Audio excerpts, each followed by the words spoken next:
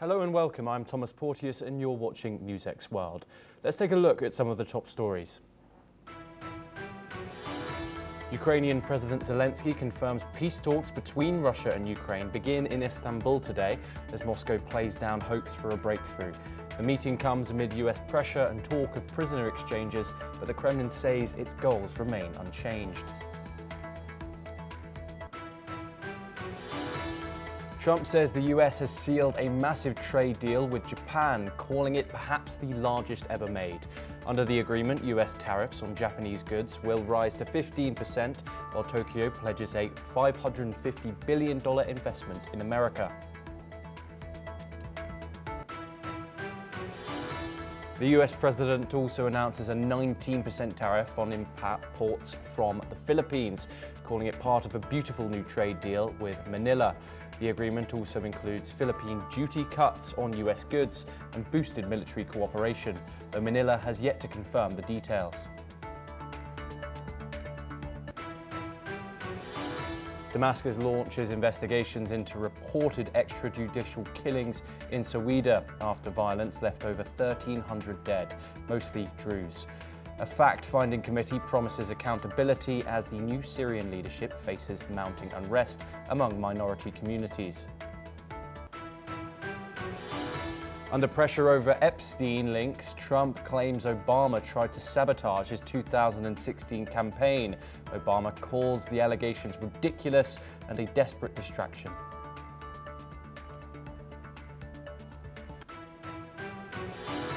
US envoy Steve Witkoff will travel to Rome this week to push for a ceasefire in Gaza amid mounting humanitarian suffering.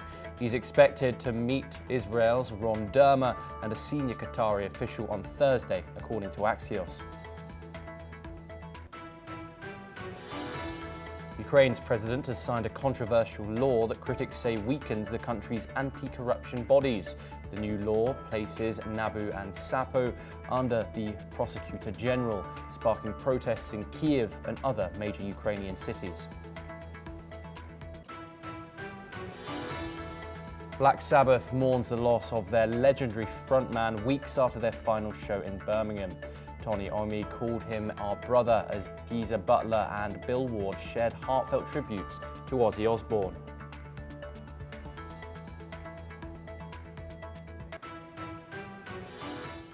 Now for our top story, we start in the United States. US President Donald Trump has announced that the US has reached a, quote, massive trade deal with Japan. The agreement will bring immediate relief to Japan's critical auto sector, with existing tariffs cut to 15% from 25%. Moreover, proposed levies on other Japanese goods that were set to come in on August the 1st are also cut by the same amount. Here is what the US president had to say about the deal. But I just signed the largest trade deal in history, I think maybe the largest deal in history, with Japan. And that was done with Japan. They had their top people here, and we worked on it long and hard, and it's a great deal for everybody. I always say it has to be great for everybody. It's a great deal. A lot different from the deals in the past, I can tell you that. But we're doing really well as a country. We're strong. Trump has said that Japan will be investing $550 billion into the United States and increase purchases of agricultural products such as US rice. He also revealed that the United States will make a deal with Japan on liquefied natural gas in Alaska. On the other hand, Japan's Prime Minister Shigeru Ishiba has welcomed Trump's announcement and confirmed that Japan has reached a deal with the US. Ishiba has said that the agreement does not include any reduction of tariffs on the Japanese side, including on agricultural products. Here's what the Japanese Prime Minister had to say about the deal. 自動車および自動車部品について、本年4月以降に課された 25% の追加関税率を半減し、既存の税率を含め 15% とすることで合意をいたしました。世界に先駆け、数量制限のない 25% まで引き上げるとされていた日本の関税率を 15% にとどめることができました。これは対米貿易黒字を抱える国の中でこれまでで最も低い数字となるものであります。 Meanwhile, the announcement ignited a rally in Japanese stocks, with the benchmark Nikkei climbing 2.6% to its highest in a year. Shares of automakers also surged in particular, with Toyota up more than 11% and Honda and Nissan both up more than 8%. We're now joined by Dr. Satoru Nagao, who's a fellow at the Hudson Institute. He joins us live from Tokyo, Japan. Dr. Nagao, thank you very much for joining us. How would you analyse this trade deal, Dr. Nagao? Donald Trump says it's a win on both sides. Would you yourself see it as that? I think this is win-win because people expected that without increasing the import, agriculture product import from the US to Japan, Trump cannot agree to this deal. So when we check the detail of the disagreement, it is true that Japan will import more rice from the United States, but the view from Japan, the total amount of the rice Japan will import will not change. Percentage of the United States within this amount of the rice Japan need to import as a minimum access will increase. So view from the US will increase export, and view from Japan will not increase import. Something like that has happened. So this means that it is better than the expected one. So that's why the view from Japan, this is better. And the view from the United States, of course, from 0% to 15%, they can increase the tariff. So this means that the view from the United States, this is a good too. So this means that this is a win-win situation. Dr. Nagao, what are your thoughts on this $550 billion investment package, particularly in semiconductors and pharmaceuticals? And how does it balance against concessions made on market access? Market access, of course, Japan tried to open the market to the United States. And in case of Japan, Japan can access the US market, but this has, of course, originally Japan has already accessed the US market. So that's why in this case, the US get more benefit to access the market in Japan. But the reality is indeed not changed so much, because Japan will open the car market for the United States. But indeed, the car made in US, the philosophy is completely different. US likes big car, longer range.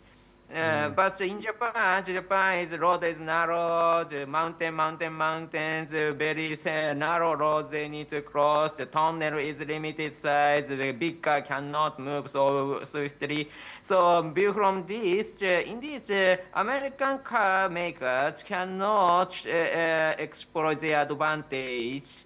So that's why even if Japan try to open the market, still the US car need to develop their products for Japan is needed. Such effort is needed. So without this, this is not legal matter. Anyway, the Japanese will not buy the US car because which is too big.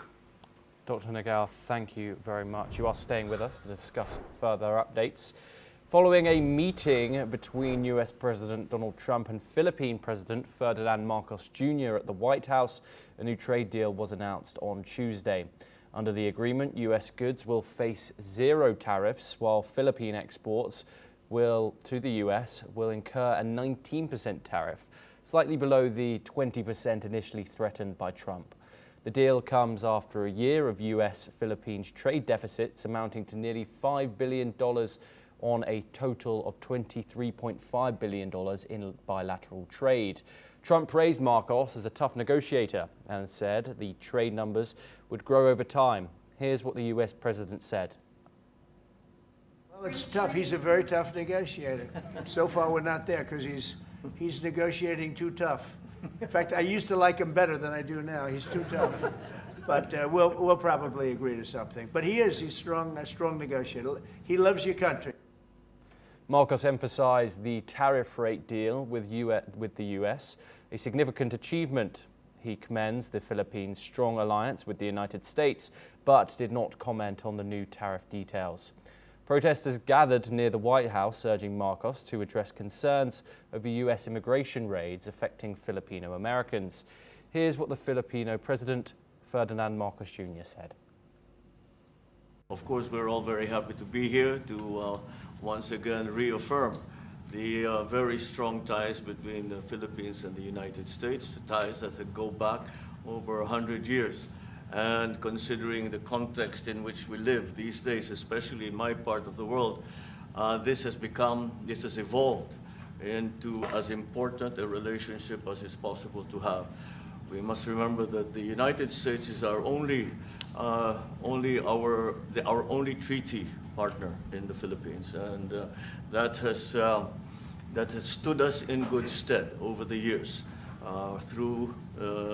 certainly through the Second World War, and the cultural memory of all Filipinos, down to even the school children, is that our strongest, closest, most reliable ally has always been the United States. And that is something that we value, that we are grateful for, and that we will continue to foster as we go on. With the leadership of President Trump, I am very confident that we will be able to achieve that. I think it is worthwhile to remember that it was President Trump who, in his first term, characterized the relationship between the Philippines and the United States as ironclad. And that has been necessarily the case since that time that you made that statement, sir. And it is something that the Philippines will always hold close to its heart. Thank you once again, and we are honored, and it is our great pleasure to be here and to visit with the President of the United States. Thank you, sir. It's my great honor. While Trump alluded to potential military cooperation and a future visit to China, details on the full trade deal's terms remain unclear. We're now joined by Jim Rice, who's a professor of international law. He joins us from Vigan in the Philippines. Thank you very much, Jim, for joining us. Jim, what are your feelings about this trade deal? Obviously, we don't know the full terms of it yet, but this must be a relief to many people in the Philippines. What are your thoughts, Jim? Well, I see this in a wider context than just simply the rates of 19%, which I think your viewers ought to remember is really a tax on Americans, and the Philippine government will not be paying the tariffs. But the wider context that I see is that the Philippines, as was mentioned in your introduction, is a linchpin ally in an increasingly dangerous Western Pacific. And during the Biden administration, the US, the Philippines, Japan, and Australia put together an alliance, I think, which was very cleverly or wisely done, in which these nations are allying together in order to counter the very real threat from the PRC in not only over Taiwan, but also in the Philippines in terms of its incursions into the exclusive economic zone that China illegally claims for itself. So that's one point that I think is important to remember. This shouldn't be just seen exclusively in terms of the tariff rates. But secondly, I think that what Trump has been doing by imposing what I think is not a very favorable tariff rate on the Philippines is he's putting Marcos under domestic pressure. And Marcos faces real pressure, not only from the very fragmented far left wing, but also from a resurgent Duterte faction, in the form of the former president's daughter and her allies. So I really think this is not a wise move on the part of Trump. Yes, Jim. However, you did briefly mention China there, but how might this trade agreement here accelerate the Philippines' strategic realignment away from Chinese supply lines, if it will? Well, that's the point. It won't. The idea is to try and encourage trade and encourage military alliance and encourage people-to-people contacts between the United States and the Philippines. Not only because it's an effort to try and counter the danger that the PRC poses to this region, but also because it's the right thing to do. Yes, Jim Rice, thank you very much for joining us. Always a pleasure to have you on the programme. For our next story, we move to the Middle East, where Syria has launched an investigation into reports of extrajudicial killings following a week of violent clashes in the Druze majority province of Sweida. Sectarian violence erupted on June the 13th between Druze fighters and Sunni Bedouin tribes, escalating over several days and leaving over 1,300 people dead, predominantly Druze, according to the Syrian Observatory for Human Rights. Here is what the head of the local council in the area, Mohammed al-Haraki, said. بعد تهجير أهلنا في السويداء استقبلنا في محافظة درعا ما يقارب 6400 عائلة. منطقتنا هون منطقة المليحة الغربية ورخم استقبلنا ما يعني فاقوا ال 437 عائلة ببلدة المليحة الغربية ورخم من أهلنا في السويداء. بتوجيهات من السيد المحافظ وقائد المنطقة ضمن بمساعدة أهلنا ومهجريننا وعزوتنا هم أهل السويداء بالمستطاع. احنا هون بنفتقر لكل شيء، لا في عندنا أي شيء بخص الإيواء من خيام، فرشات، بطانيات، خزانات مي، ملابس للأطفال، ملابس نساء. The Syrian Interior Ministry condemned videos circulating online which show alleged field executions of civilians and vowed to identify and punish the perpetrators, including any government-affiliated personnel. The ministry described the executions as serious crimes punishable by law.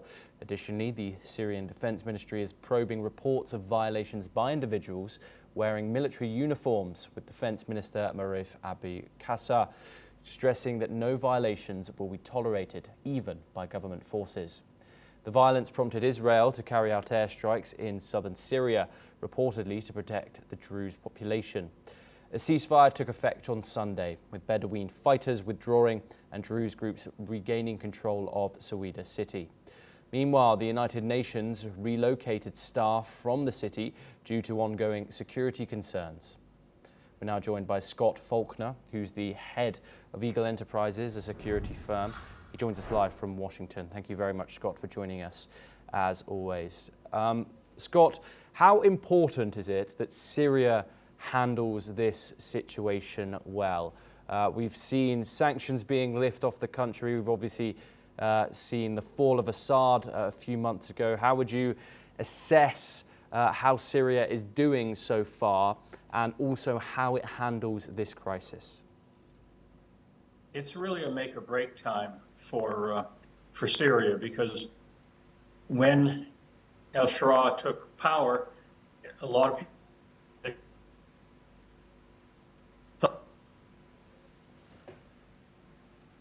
We seem to have some technical issues there. Apologies with Scott. Hopefully he joins us once again soon.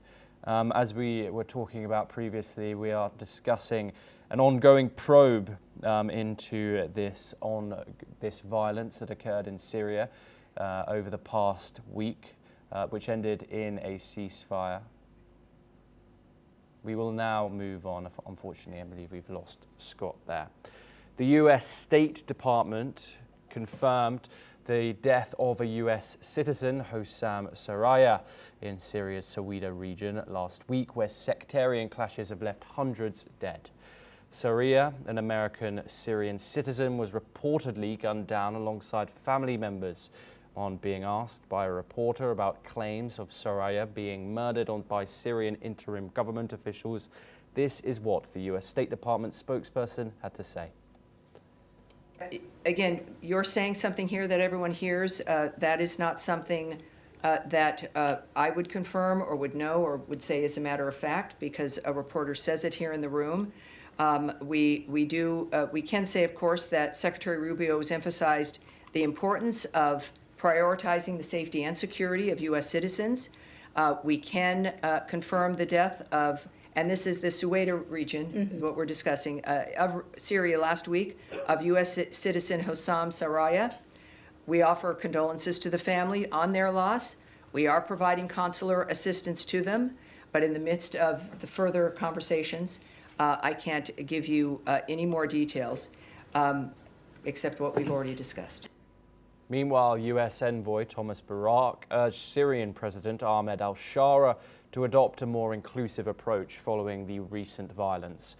Barak warned that failure to do so could lead to international isolation and further fragmentation of the country. He also addressed the escalating violence in Sweida, which involved Druze fighters, Sunni Bedouin tribes and Shara's forces, with Israel intervening to protect the Druze population.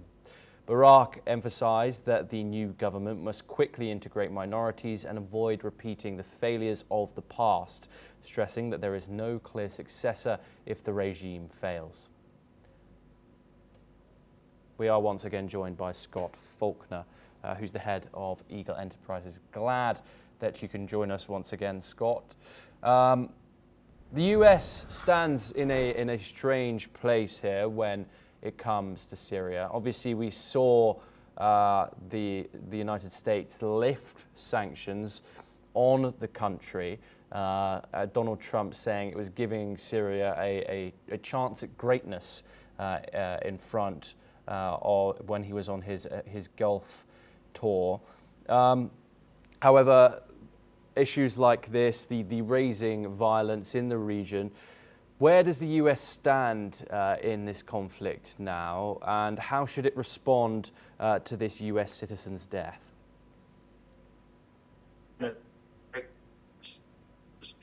Everybody was sure the benefit of the doubt. Again, a lot of people saw him as a fanatic, and his movement is fanatic.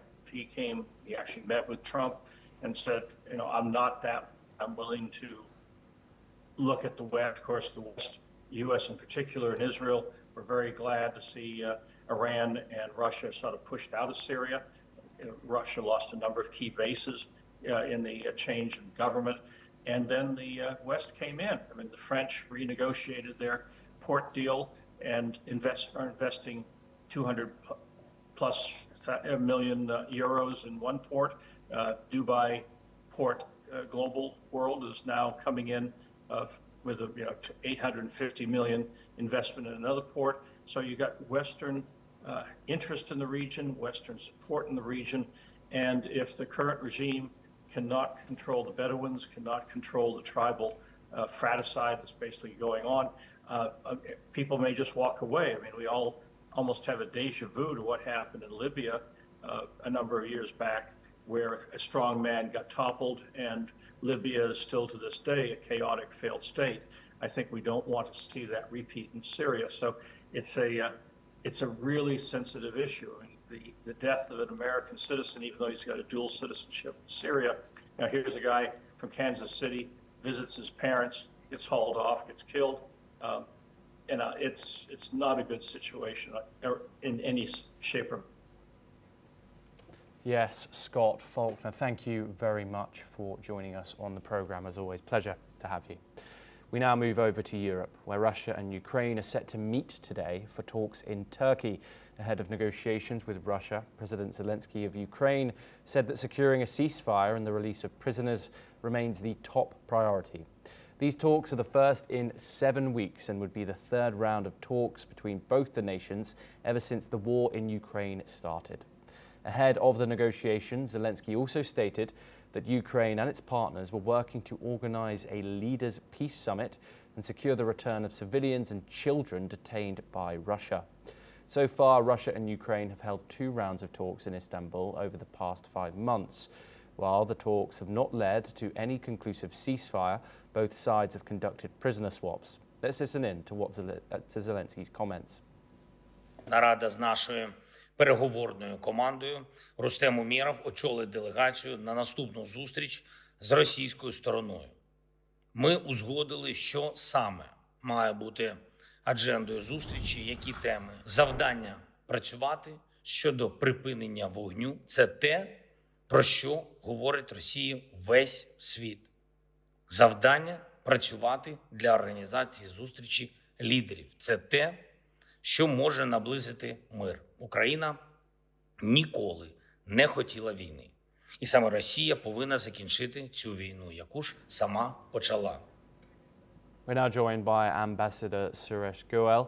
He's a former diplomat who joins us live from New Delhi. Ambassador Goel, thank you very much for joining us. Good morning. Good morning.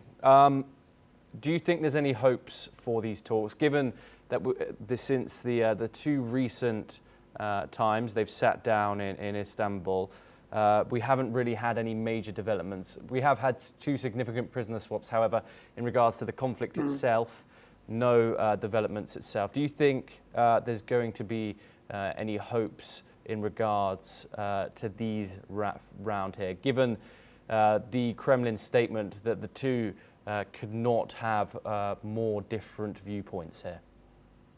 Absolutely. I think we need to really divide the issue. We cannot have the same kind of a response from the two countries on different issues here. For example, I think on swap of prisoners, I am quite optimistic that there will be, like they have been moving in terms of what they've done so far, swapping the prisoners of war. There would be some further development there because I think that is one issue on which there are very little differences between the two sides.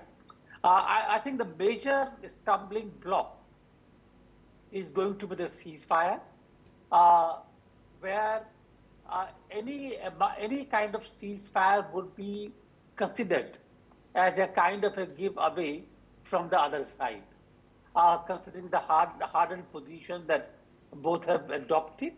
For Ukraine, any kind of ceasefire would be really yielding on the territory.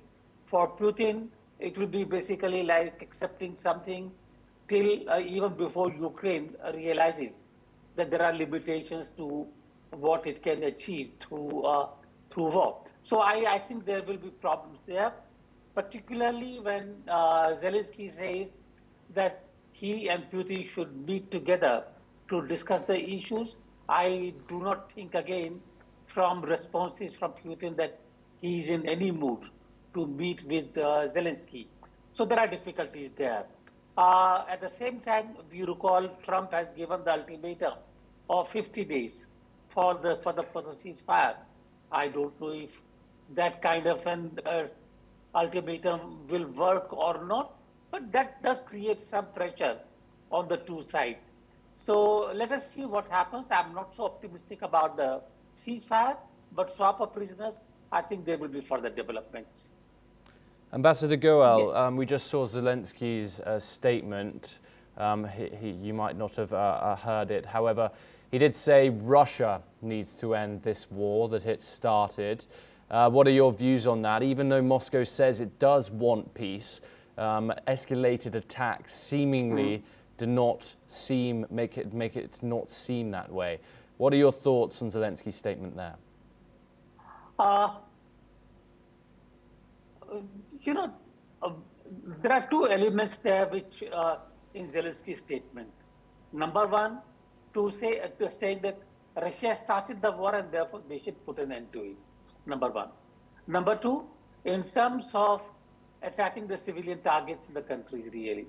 Now, if we go to each one of them, there are counter arguments. I will not go into those at the moment, but those counter arguments clearly will be used by Russia to dismiss any first step by them. Second thing, I do find that Zelensky is trying to put the entire onus on Russia to stop or to cease fire. Again, that's an extremist position, really. Will not work that way. So again, the only thing that creates some hope in terms of ceasefire is attrition losses by the two sides, and eventually a kind of a fatigue which develops over time. But otherwise, at a political level, there has been no coming to a common ground on ceasefire. Yes, Ambassador Suresh Goel, thank you very much for joining us on the programme. Well, that is all we have time for. We will continue to bring you more news updates from around the world. Thank you.